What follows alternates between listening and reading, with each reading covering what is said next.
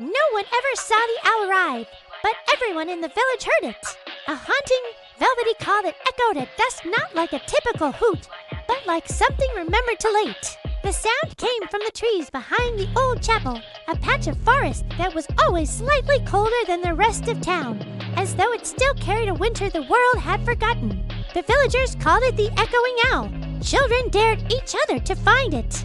Grown-ups closed their shutters early, and every evening, as the sky melted from gold to bruised purple, the owl would cry out just once, and its voice would ripple across the rooftops like the memory of a name you hadn't spoken in years. Most people were afraid of it, but Calla, who lived in the smallest house by the well, was not.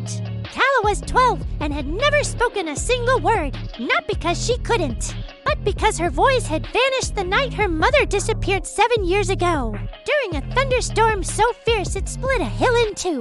Since then, Calla communicated in nods and notes and the language of her wide, serious eyes. She didn't scream when she tripped. She didn't shout when she fell. She listened, and that made her different.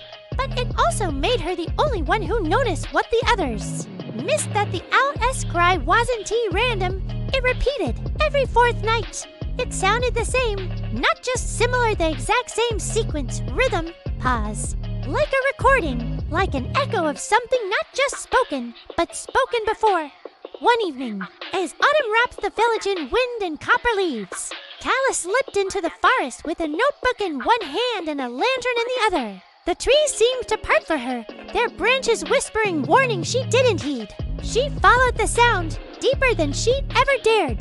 The owl called again, clear, low, and sad. This time, Calla was ready. She wrote down what she heard, not just the sound, but the shape of it. The rise and fall, the beat, the echo. And suddenly she realized it was language. Not words, but a pattern, a map. She returned every night, listened, wrote, waited. And then, one night, the call changed. A new sound, softer, like a whisper. Not the owl, not a bird. It came from beneath the roots of the oldest tree in the clearing. Calla knelt and pressed her ear to the ground. The earth hummed, and then she heard it. Her mother's voice, faint, echoed, as though caught in stone. Calla, can you hear me? Calla's lantern dropped. She began to dig. The twist was this. The owl wasn't a creature at all. It was a vessel, a carrier of memory. When Calla unearthed the stone basin beneath the roots, she found carvings ancient, spiraled, filled with water that never rippled, and in its depths, reflections spoke. Not images, reflections, echoes of voices that had been lost. It was called the Owl Stone, a forgotten relic from before the village had a name. A keeper of souls who had left words unsaid. Calla returned every night. She brought letters, poems, even her silence. And the stone returned what it could. Fragments of her mother's laugh, a lullaby hum, a whispered I love you. She never told the village. They still feared the forest, still flinched at the owl's cry. But now, every fourth night, when the call rang out across the rooftops, Calla didn't flinch. She listened because the echo wasn't meant to scare them.